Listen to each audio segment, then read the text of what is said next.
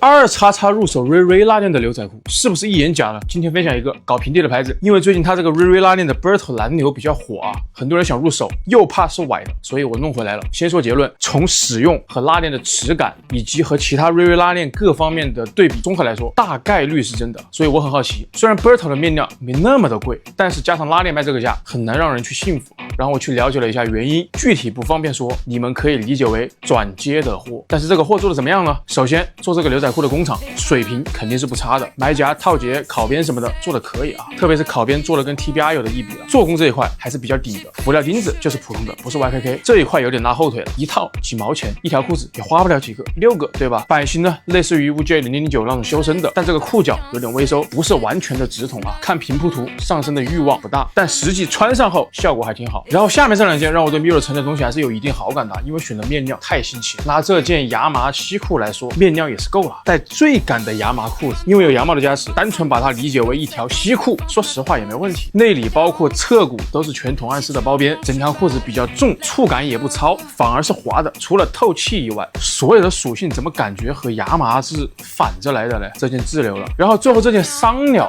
我本来只是